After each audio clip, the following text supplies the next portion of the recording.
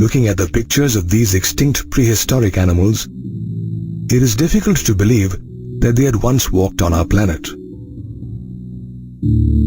In fact, the Earth and its numerous life forms were originally different. To understand the changes in life forms on Earth over millions of years, we need to know how life originated.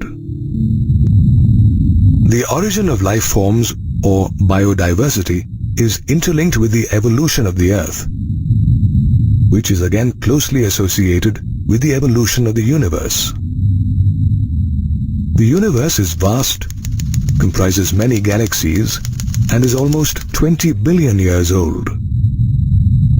The Big Bang Theory attempts to explain the origin of the universe. According to this theory, a singular huge explosion caused the infinitesimally small, hot and dense universe to expand, which resulted in the lowering of temperatures. It even states that the universe continues to expand even today. After the passage of time, gases such as hydrogen and helium got formed. They condensed due to gravitation and gave rise to different galaxies in the universe. One of the galaxies known to us is the Milky Way, which contains the solar system, and the Earth is one of the planets in this system. At the time of its formation, there was no atmosphere on the Earth. Its surface was covered by water vapor, methane, carbon dioxide, and ammonia released from the molten mass. Gradually, the ultraviolet rays of the sun broke up the water, which was in vapor state, into hydrogen and oxygen. Hydrogen, being a lighter gas than oxygen, escaped.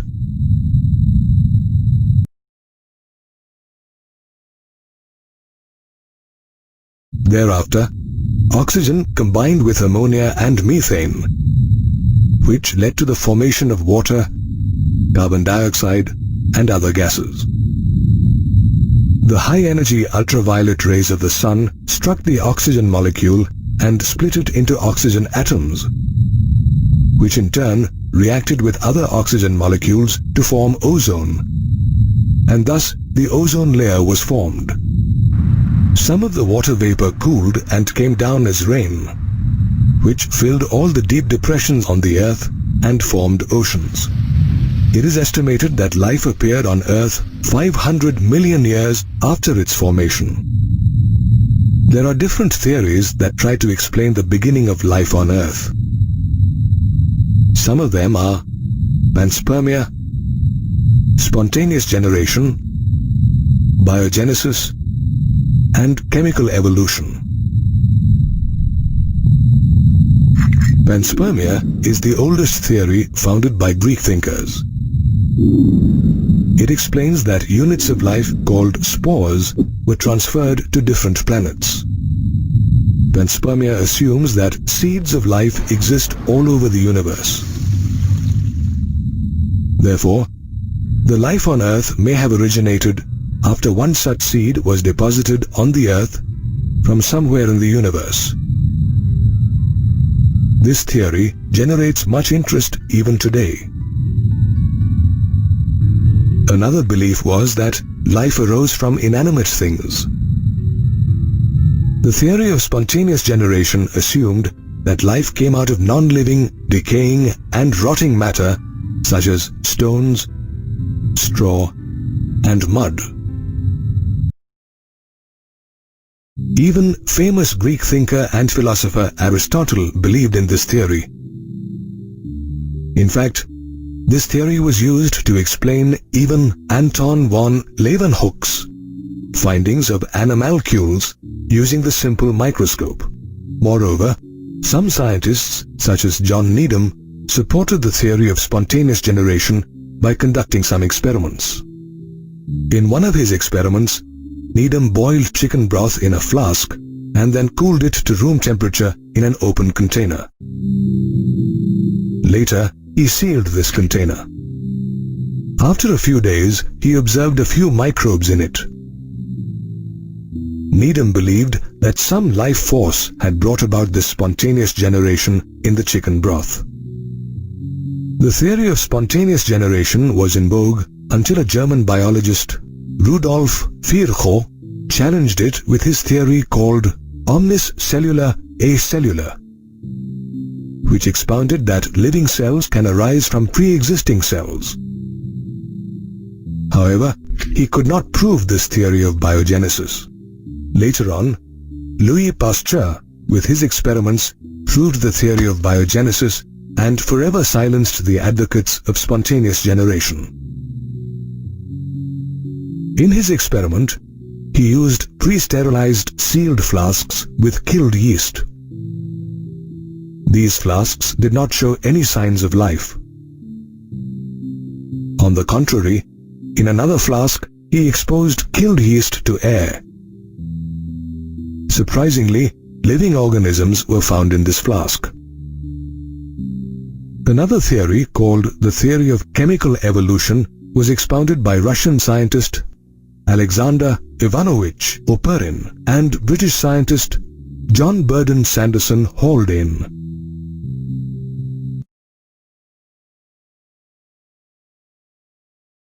They proposed that the first form of life originated from pre-existing non-living organic molecules such as RNA and protein. They also pointed out that the birth of life was preceded by chemical evolution or the formation of diverse organic molecules from inorganic constituents. When the Earth was created, the conditions were high temperature, volcanic storms, and reducing atmosphere consisting of methane and ammonia. In 1953, American scientist Stanley Lloyd Miller recreated these conditions in a laboratory. He created an electric discharge in a closed flask containing methane, ammonia, hydrogen, and water vapor at 800 degrees centigrade and observed the formation of amino acids. Later on, while conducting similar experiments, other scientists observed the formation of sugars, nitrogen bases, pigment, and fats as well.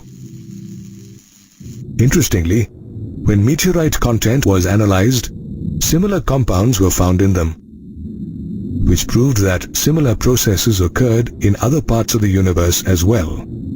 Thereafter, the theory of chemical evolution was most widely accepted.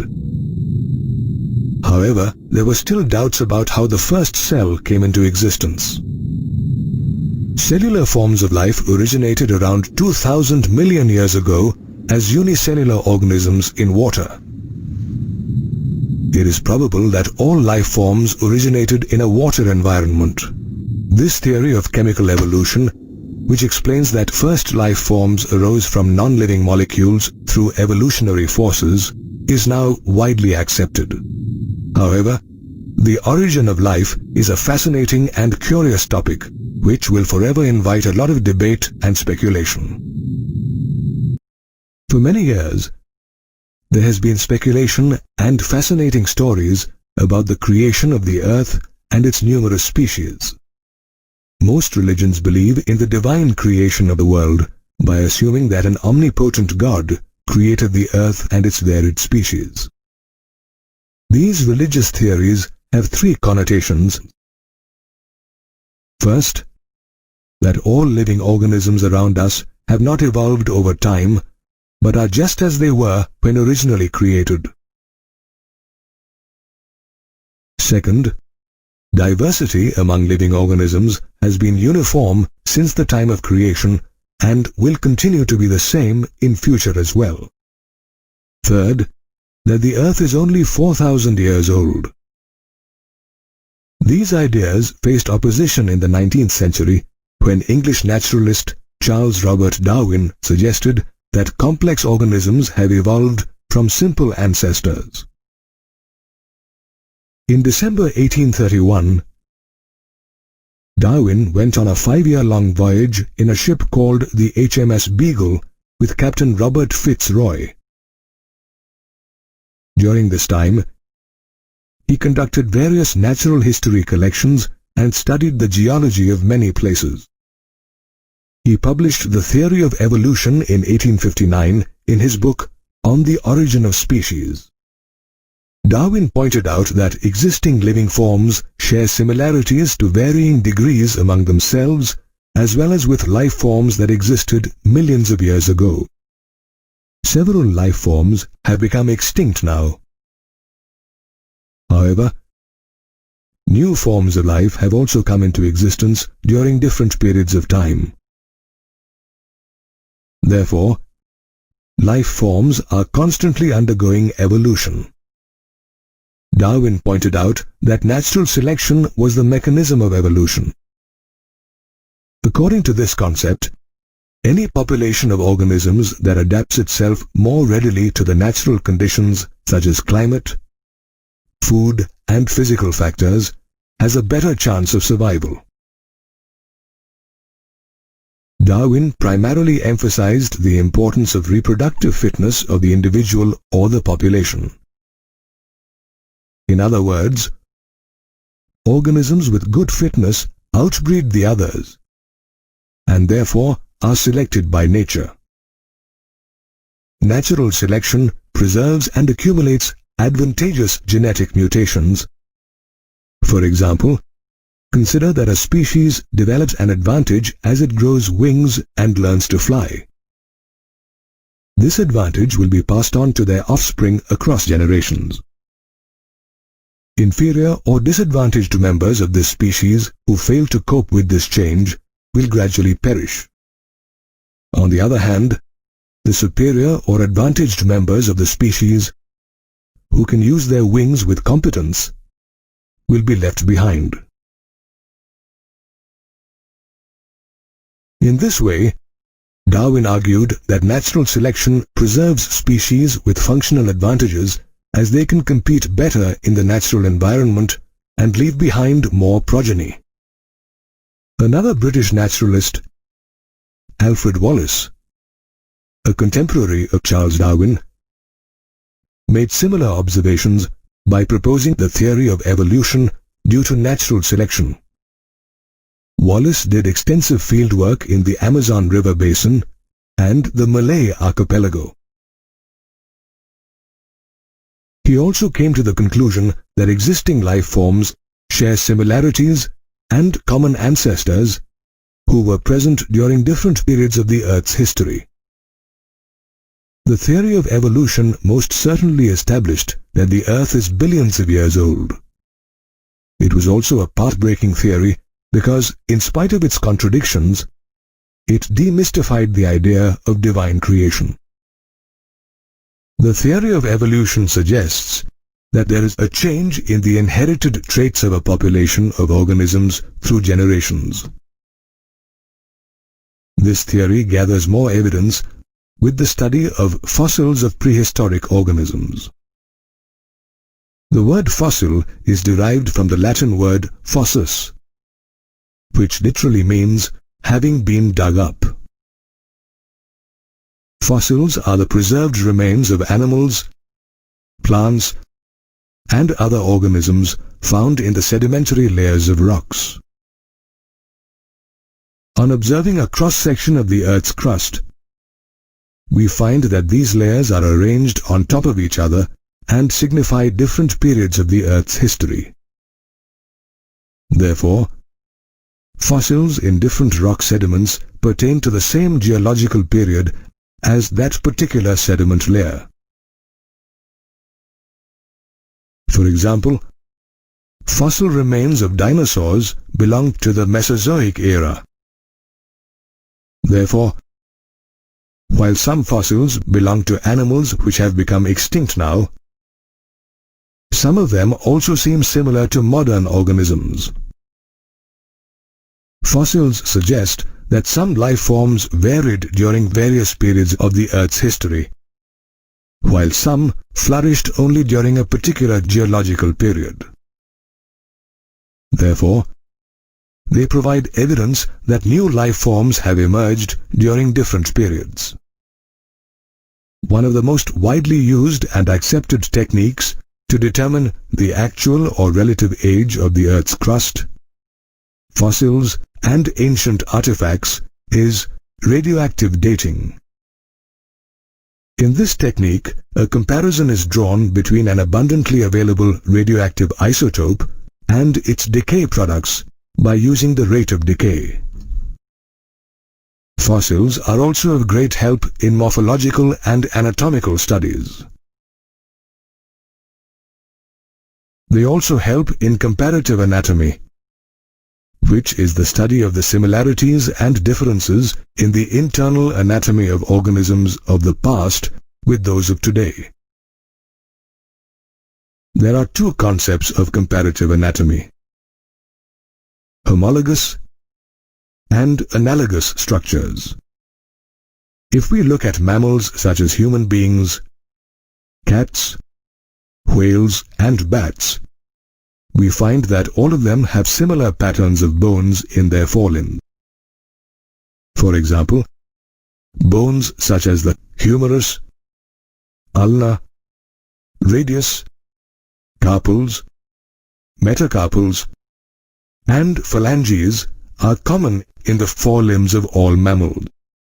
Notice that the anatomical structure of the forelimbs is similar even though its functions are different in all mammals. Thus, when the same structures develop along different directions because of specific needs of different animals, they are known as homologous structures. These structures point to a common ancestry, and this type of evolution is called divergent evolution. Similarly, in plants, the thorns of the bougainvillea and tendrils of the 𝙤𝙀𝙀𝙀 represent homologous structures and indicate common ancestry.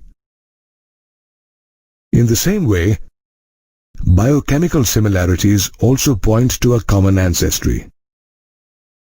For example, similarities in a protein called cytochrome C in all aerobic organisms and blood proteins in animals provide evidence that these organisms have descended from a common ancestor. On the other hand, when anatomically different structures evolve to perform similar functions in different organisms, they are known as analogous structures. For example, the flippers of penguins and dolphins and the wings of butterflies and birds are analogous structures. Since these animals have similar structures but unrelated ancestry, they point to convergent evolution. In plants, examples of analogous structures are potato and sweet potato, which are modified root and modified stem respectively. Over millions of years, evolution has resulted in the creation of many breeds of animals and plants. Natural selection of the fittest organisms has been crucial to the process of evolution. The theory of natural selection is best reflected in the substantial increase in the number of dark-winged moths compared to the white-winged moths after the Industrial Revolution in England. In a collection of moths in the 1850s, before the onset of the Industrial Revolution, a larger number of white-winged moths than dark-winged ones were detected. Conversely, after industrialization, it was observed that the population of dark-winged moths had increased considerably in the same area. The reason cited for this reverse proportion of moths was that before industrialization, the barks of trees were covered with white lichen, which camouflaged the white-winged moth and exposed the dark-winged moth to predators. After industrialization, however, the lichen died due to pollution, and the barks of the trees became black due to smoke and soot. This created perfect conditions for the growth of dark-winged moths, as they could not be spotted easily on the dark surfaces now. Meanwhile, The white-winged moths could be easily noticed by predators, and as a result their numbers shrunk.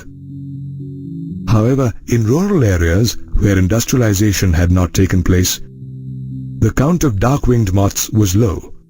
This study proved that in a mixed population, organisms which adapt themselves to the existing environment have better chances of survival and increasing their population size. At the same time, no variant is completely wiped out. Evolution is also impacted by processes and materials derived from human activities. For example, excessive use of pesticides results in a selection of resistant varieties within a small period of time. Similarly, resistant microbes also emerge when we use antibiotics and drugs. For example, Staphylococcus aureus is a resistant pathogen. Found on the mucous membranes and the human skin in around 1/3 of the population, it is extremely adaptable to the antibiotic penicillin. Therefore, we conclude that evolution is not a predetermined process, but a random process. It is completely based on chance events, chance mutations, and it is also impacted by human activities. During his long expedition on the HMS Beagle, Charles Darwin carried out several interesting studies on the geology of different places. One of the observations crucial to his theory of evolution was made by him on the Galapagos Islands, which are near the equator in the Pacific Ocean. The Galapagos is an archipelago of volcanic islands with varied wildlife. What amazed Darwin most was the extensive variety of finches on these islands. These species of finches differed from each other with respect to the shape of their beaks and their overall size. Darwin observed that all these species had evolved on these islands. These finches, also known as Darwin's finches, demonstrated the concept of adaptive radiation. It is a type of evolution in which species in the same geographic area, derived from a common ancestor, successfully adapt themselves to their natural environment due to natural selection. Adaptive radiation is of two types: adaptive divergence and adaptive convergence. In adaptive divergence, animals of the same or closely related group exhibit great divergence in their morphology when found in a different habitat. For example, the finches of the Galapagos Islands. These finches had originally come from the South American mainland to the Galapagos Islands. With the passage of time, they multiplied and began to compete with each other for food. As a result, all the food resources on the islands were used to the optimum. To take advantage of all the available food sources on the islands, the finches adapted themselves to the different varieties of food. One observable trait that pointed to this adaptation was the altered beaks of different species of finches. Their beaks divided them into specialized insectivorous and vegetarian varieties respectively. Another type of adaptive radiation is adaptive convergence, where animals of unrelated groups occupying the same habitat exhibit common features. For example, Australian marsupials such as the kangaroo, marsupial rat, banded anteater, tiger cat, Tasmanian wolf, and koala. Marsupial mammals are characterized by their pouch, in which the female carries the young through the initial days of infancy. Many different types of marsupials with different ancestry have evolved on the continent of Australia. This type of evolution, where several adaptive radiations have occurred in an isolated geographical area with several habitats, is known as convergent evolution. On tracing the evolution of these marsupials, it was found that the drifting of the continents had shaped their history. When the ancient land masses of Laurasia and Gondwana broke apart to form separate continents, the marsupials were also divided into two groups. While one group of marsupials was isolated on the Australian island, the other group remained in South America. Thereafter, the marsupials on both these continents evolved in a parallel manner, and hence this is also known as parallel evolution. Interestingly, on comparing marsupials and placental mammals of Australia, we find similar adaptive radiations between them. Although they have separate lineages, they resemble each other physically.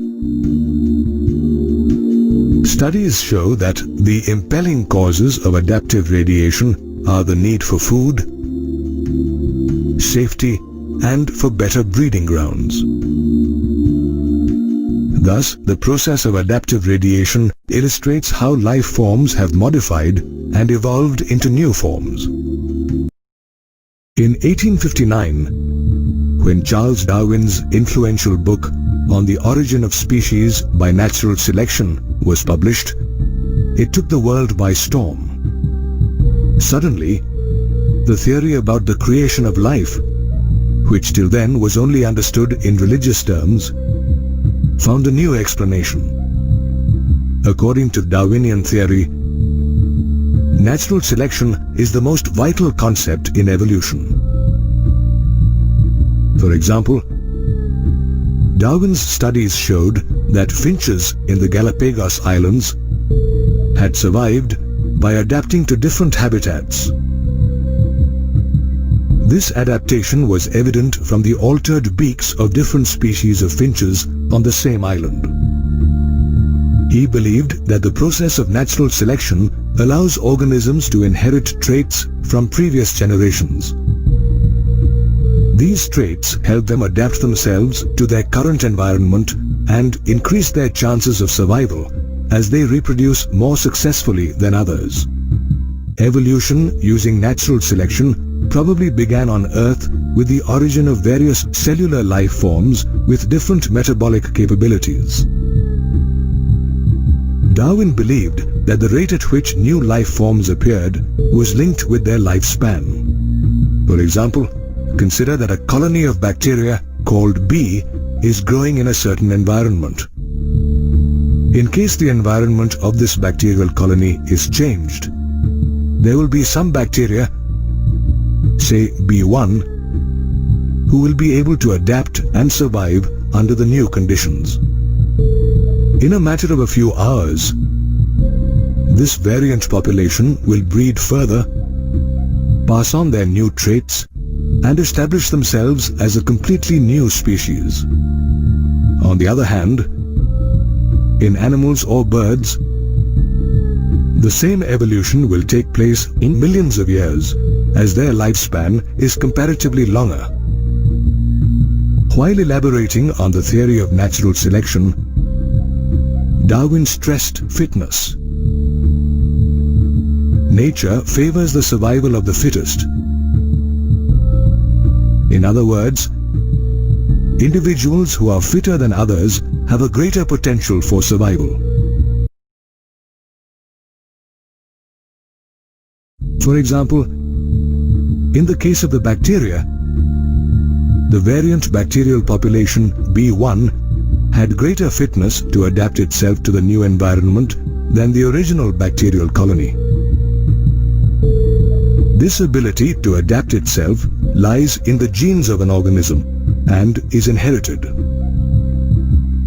Darwin also put forth the concept of branching descent, which explained that various species have evolved from common ancestors by adapting themselves differently. However, this rate of change may have varied across species. In this way, Darwin refuted the old theory of evolution by the use and disuse of organs propounded by French naturalist Jean-Baptiste Lamarck. Lamarck had conjectured that giraffes had adapted themselves and elongated their necks while trying to eat the leaves of tall trees. Over millions of years, giraffes had made optimum use of their necks and passed on the character of a long neck to future generations. Consequently, giraffes developed long necks over millions of years. However, Lamarck's theory about the use and disuse of organs is not accepted anymore. Evolution has always generated a lot of debate. In fact, no one has been able to say with certainty whether evolution is a process or an outcome of a process like natural selection. Around the time when Darwin proposed the theory of evolution, a British scholar and economist, Thomas Malthus, propounded his influential theories about population and the factors that lead to its increase and decrease. Malthus's thoughts impacted Darwin, and he concluded that natural selection in population was also based on certain facts. For example, natural resources are limited. The size of populations is generally stable except for seasonal fluctuations such as natural disasters, and that there is variation in the characteristics of members of the same population even if they look similar.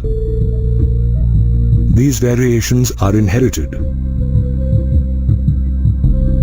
Darwin observed that exponential growth of population due to maximum reproduction or overproduction is possible in animals such as microbes.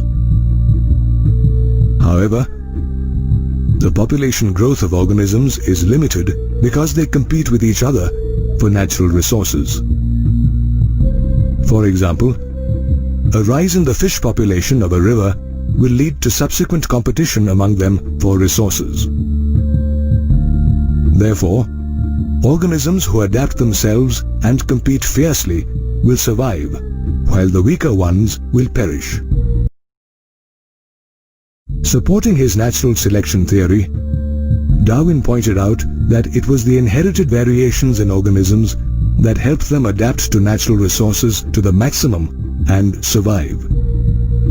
These organisms, who adapted themselves better to their environment, reproduced more. After millions of years, their progeny brought about a change in population characteristic, and that's how new forms of life came into existence.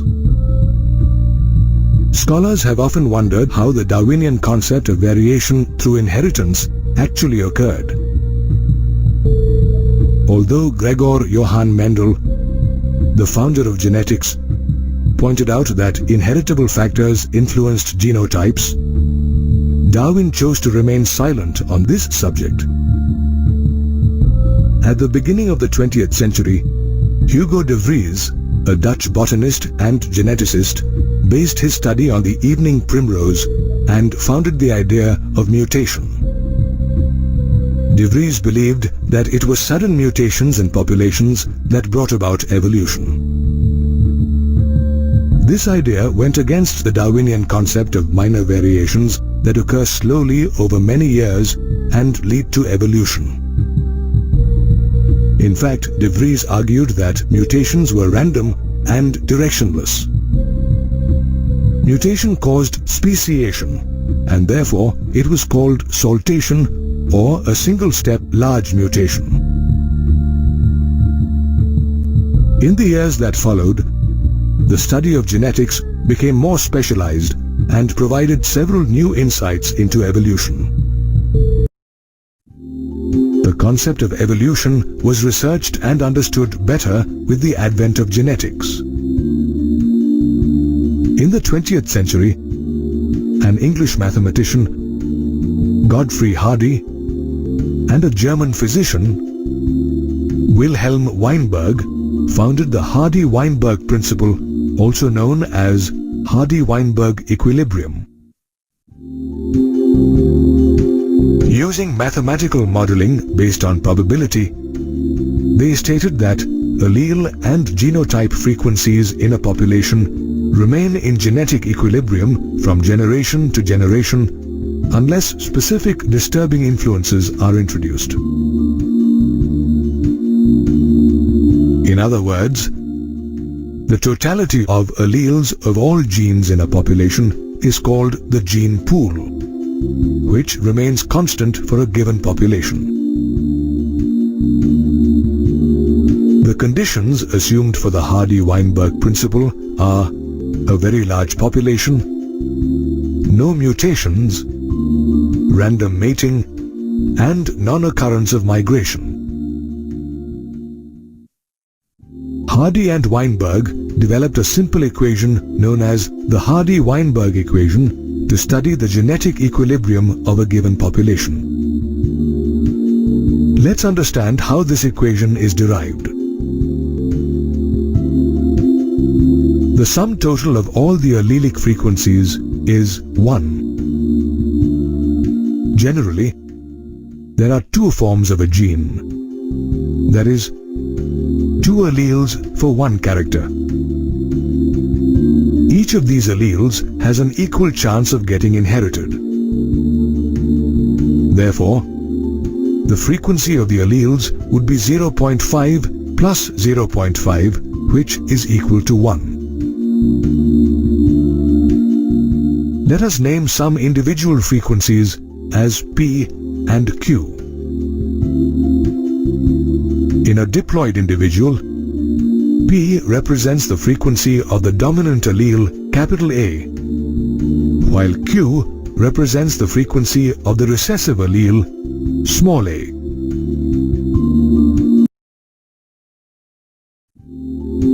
Therefore, we can also say that in a population, the frequency of a homozygous dominant individual, that is A capital, is simply P square. In other words, the probability of allele capital A with a frequency of P to appear on both the chromosomes of a diploid individual is defined as the product of the probabilities, which is P into P or P square.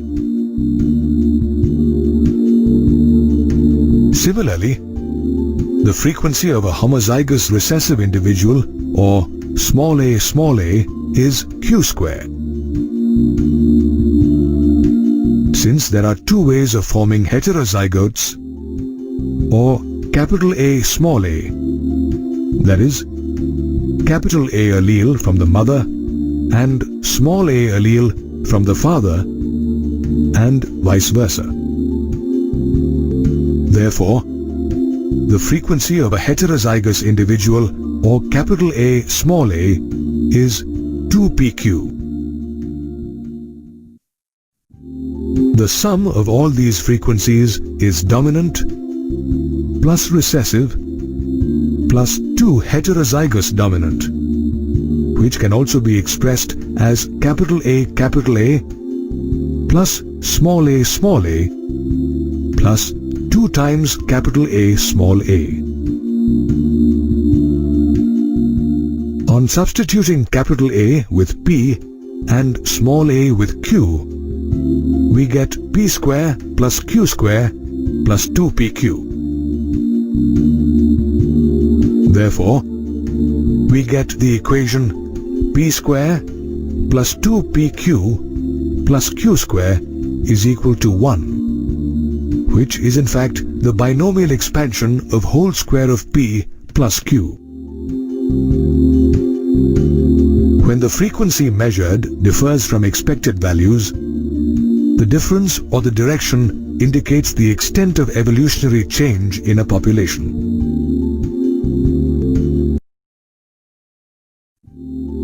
For example, generally, the frequency of P or Q is 0.5. If it changes to either less than or more than 0.5, it would indicate evolutionary change. We can learn about the occurrence of evolutionary change, the direction of evolution, and the evolution rate of the selected trait by comparing the genotype frequencies of the next generation with those of the current generation. Genetic equilibrium serves as a baseline against which we can measure genetic change. However, it is affected by several factors such as gene migration or gene flow, genetic drift, mutation, genetic recombination, and natural selection. Migration impacts the equilibrium because when a population moves from one place to another, there are changes in the gene frequencies of the old and the new populations. Therefore, while new genes are added to the new populations, they are lost in the old population.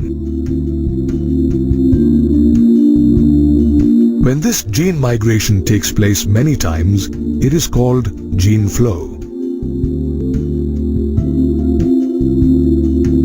Another factor that affects genetic equilibrium is a genetic drift, which is a change in the relative frequency with which a gene variant occurs in a population due to random sampling and chance.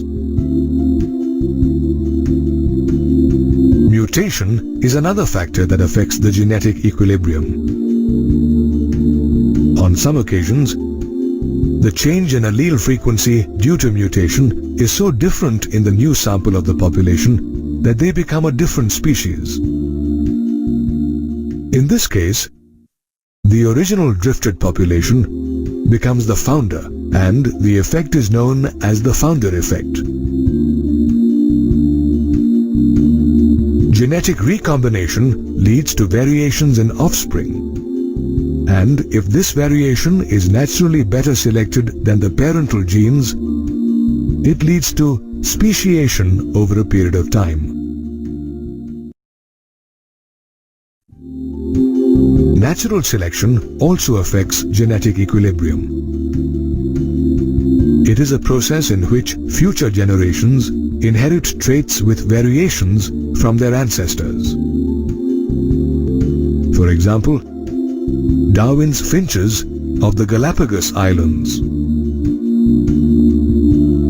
These heritable variations help organisms adapt themselves to the current environment, increase their chances of survival, and reproduce more successfully than others. Critical analysis shows that variation due to mutation or recombination during gametogenesis, or variation due to gene flow or genetic drift, results in changed frequency of genes and alleles in future generations. In fact, natural selection makes the existing population look like a different population. It can also give rise to situations such as stabilization, disruption, and directional change. Let's look at the distribution curves, which help us study the evolutionary process of the existing population. These curves also show how natural selection operates in various situations that impact a population. In the given diagram, the black dots represent the people who have died before passing on their genes. Notice that in stabilization, the extreme ends of the distribution are removed and everything moves closer to the middle. In other words, more individuals acquire the mean character value, which represents the highest number of the population with a particular trait. Natural selection can also lead to directional change. In the curves, notice that fewer people are able to attain the mean character value for a particular gene due to depopulation. Natural selection can also lead to a disruption situation, where a greater number of individuals acquire peripheral character values at both ends of the distribution curve. This situation occurs when the individuals at both ends of the curve have a higher survival probability than those in the middle. Evolution is a slow and sophisticated process. The 𝙁𝙁𝙋𝙀𝙁 principle helps understand evolution, as it provides a baseline to measure the genetic change in a population.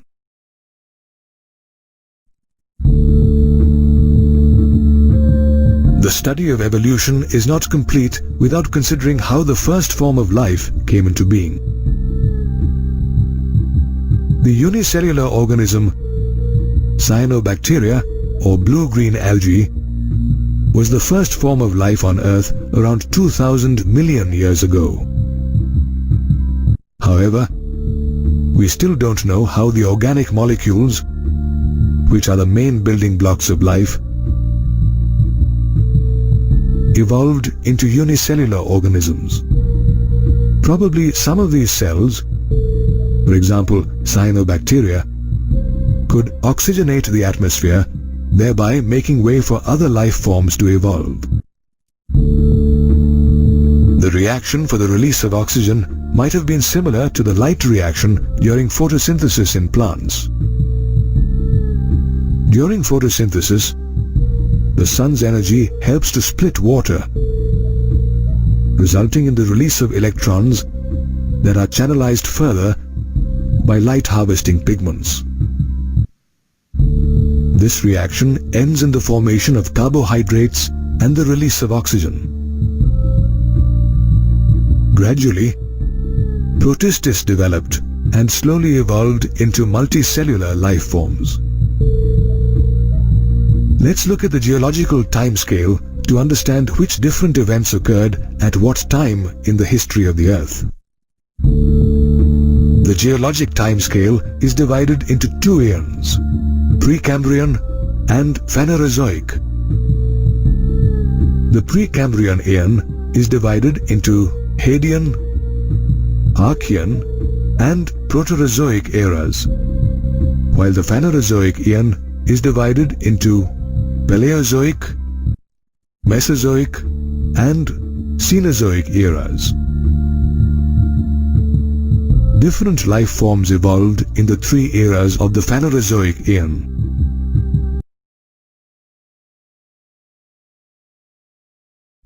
The Paleozoic era spans from around 540 or 570 million years ago to about 248 million years ago. It is divided into 6 periods, which are the Cambrian, Ordovician, Silurian, Devonian, Carboniferous and Permian. In the Cambrian period, plant life consisted of primitive algae and seaweeds, while animal life consisted of invertebrates such as sponges, starfish and sea urchins. In the Ordovician and Silurian periods, true plants with a stem, leaves and roots developed. At the same time, there was an increase in the population of animals such as sea lilies, mollusks and sea scorpions. The Ordovician period also marked the evolution of the first vertebrate, the jawless fish, around 350 million years ago.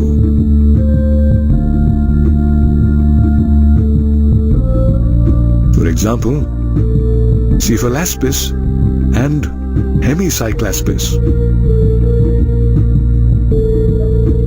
Next came the Devonian period, in which plants grew in profusion and covered a large part of the. This period also witnessed a rapid evolution of fish such as sharks and rays. About 300 million years ago, in the Carboniferous period, pteridophytes such as ferns and horsetails dominated the earth. They were the first trees that thrived in vast swamps that stretched across the length and breadth of the planet. Over the years, these pteridophytes fell down and formed coal deposits.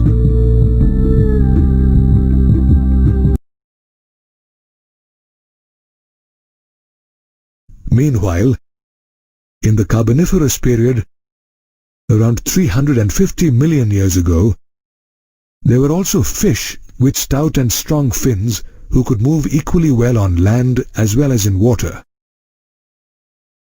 These were called lungfish. For example, Neoceratodus and Protopterus.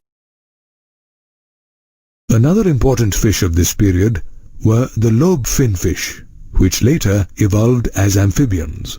Coelacanth is a lobe finfish which was thought to be extinct earlier but is now considered a living fossil. In times of water shortage, lobe finfish probably made their way onto land and might have added insects and other arthropods to their diet.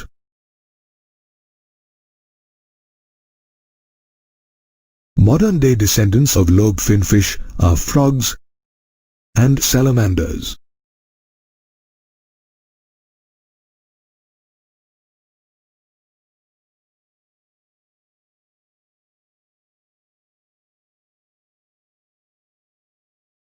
The last period of the Paleozoic era was the Permian period, in which amphibians evolved into reptiles.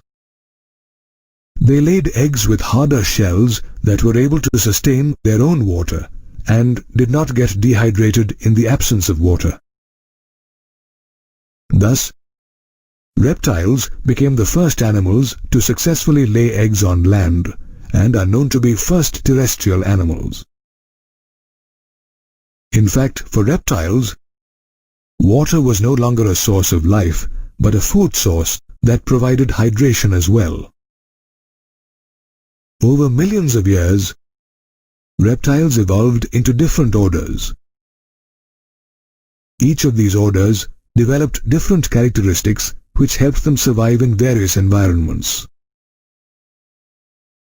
Today, there are 4 orders of class Reptilia. The first order is Chelonia, which includes turtles and tortoise. The second order, Rhynchocephalia, includes Tuatara. The third order, Squamata, includes lizards and snakes, while the fourth order, Crocodilian, includes crocodiles and alligators. Meanwhile, the plants that existed during the Permian age were ferns. Let us now take a look at the Mesozoic era, which extends from 245 or 248 million years ago to 65 million years ago. This era includes the Triassic, Jurassic, and Cretaceous periods. In the Mesozoic era, around 200 million years ago, some land reptiles went into the water and evolved as fish-like reptiles. For example, Ichthyosaurus.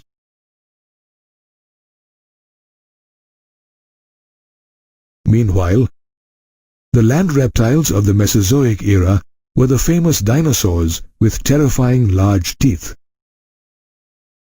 They were a diverse group of reptiles which remained the most important terrestrial vertebrates for more than 160 million years.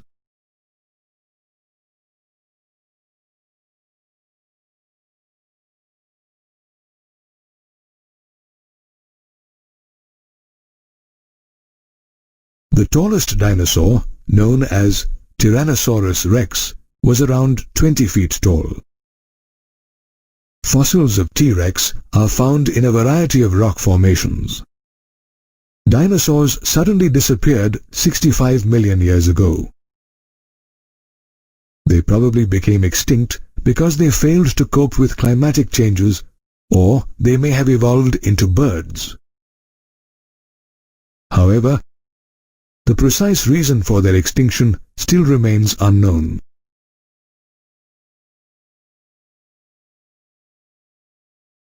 It is estimated that birds have descended from reptilian ancestors such as Ornithischian dinosaurs during the Jurassic period of the Mesozoic era. In fact, birds became modernized in the Cretaceous period of the Mesozoic era. The flora in the Mesozoic era was dominated by flowering plants and non-flowering plants such as ferns, pines, conifers, and cycads.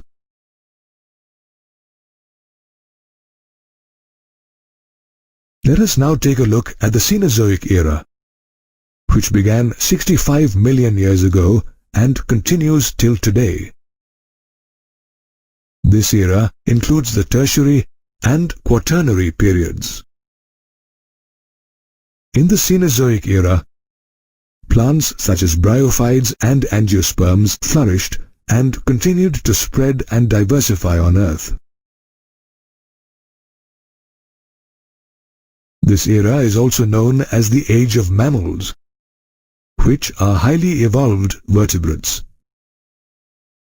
They have a backbone which encloses a network of nerves which leads to a brain contained in a skull. Fossil evidence shows that the first mammals were like shrews. Mammals are characterized by viviparity. That is, they give birth to young ones, have mammary glands, and the unborn young are protected inside the mother's body. The evolution of mammals was a slow process that spanned across 70 million years. Mammals were more intelligent in sensing and avoiding danger. In South America, there were mammals resembling the present-day horse, hippopotamus, bear, and rabbit.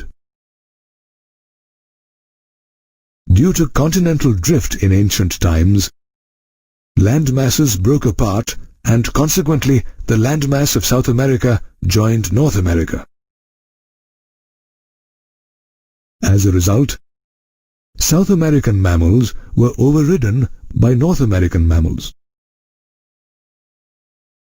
Continental drift also caused the safe development of the Australian marsupials. Meanwhile, there were mammals which evolved in water, such as whales, dolphins, seals, and sea cows. However, the most successful evolution story was that of human beings, as they developed language skills and self-consciousness as well. It is baffling yet true that the original human ancestors looked like present-day gorillas and orangutans. From those primitive times, the human species has indeed come a long way. Scientists explain the origin of mankind in an evolutionary perspective. In fact, the theory of human evolution is being constantly updated and modified based on new discoveries in many fields such as anthropology, paleontology, and molecular biology. Did you know that scientists have grouped chimpanzees, gorillas, orangutans, and human beings as 4-member species of the Hominidae family? Let us trace the evolution of human beings through the ages. The fossil evidence of the upper Miocene epoch of the Cenozoic era show that around 25 million to 9 million years ago,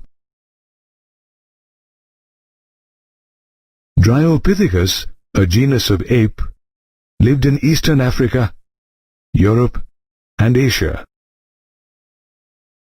The term 𝙁𝙈𝙋𝙀 means the oak tree ape in Greek.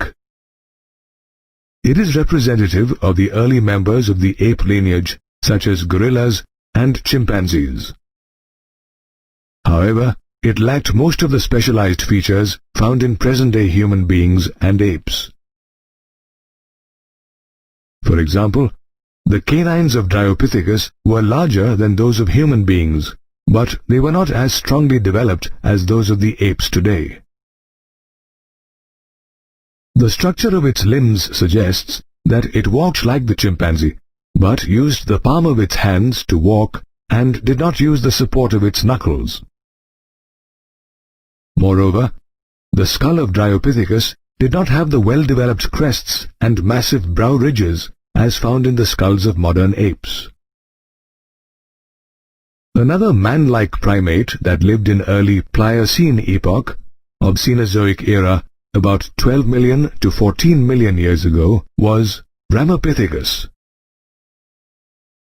Its fossils were found in Shivalik hills in northern India and eastern Africa in the beginning of 1932. It was an ape-like creature. However, on studying of its reconstructed jaw fragments and fossils, we come to know that Ramapithecus was an erect biped with hands free. Therefore, it was considered to be a probable human ancestor.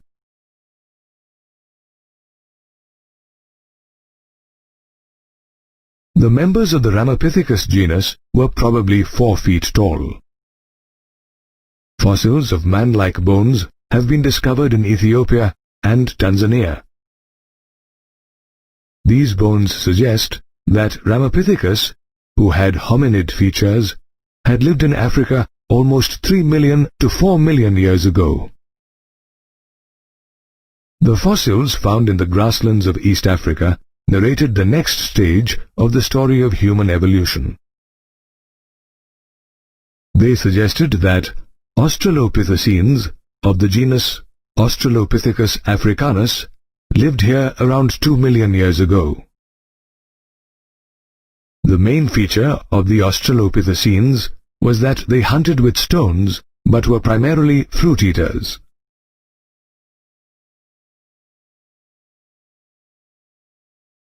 The first human-like beings were Homo habilis, or the handyman.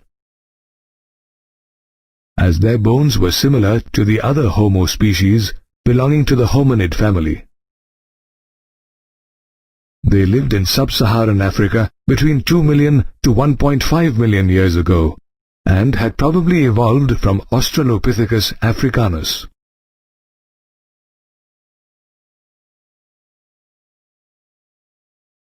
Homo habilis had stronger teeth, which suggests that they might have eaten hard plants and soft animals. The brain capacity was between 650 to 800 cubic centimeters.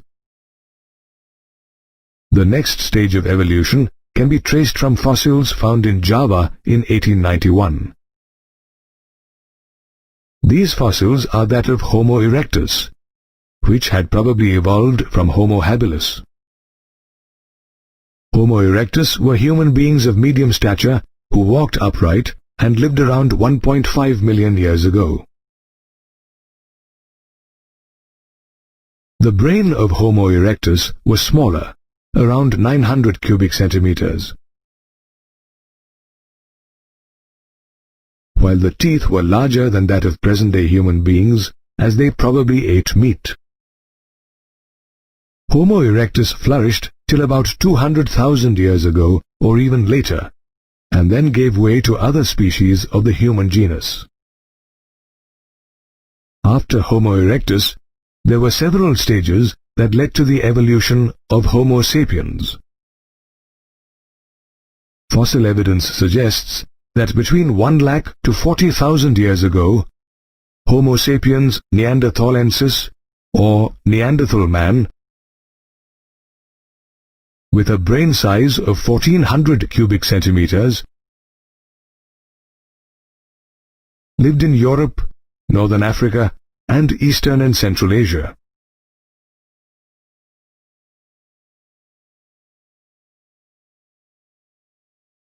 The word Neanderthal is derived from the Neanderthal Valley in East Germany, where a Homo fossil was found in 1856. The Neanderthal man is supposed to be the primitive ancestor of the modern man.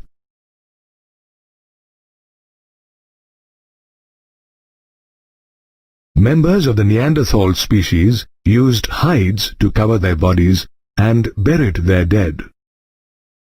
They were cave dwellers and good hunters and could use many tools. Neanderthal man was considered to be in direct line of ancestry of modern man. But they were wiped out by another primate, the Cro-Magnon man or Homo sapien fossilis, about 25,000 years ago. Fossils of Cro-Magnon man were discovered from the caves of northwestern Italy and France. These fossils suggested that the Cro-Magnon man had evolved between 20,000 and 50,000 years ago during the last glacial period. And their brain capacity was about 1660 cubic centimeters. The members of Cro-Magnon species were cave dwellers, good hunters, and carnivorous. They did not have any knowledge of agriculture and domestication of animals. The next species, Homo sapiens sapiens, probably evolved from the Cro-Magnon man between 75,000 and 10,000 years ago during the Ice Age. They began to practice agriculture around 10,000 years ago and settled in colonies. These were the formative beginnings of society, which slowly led to the rise of cities, empires, and civilizations owing to constant human growth and evolution.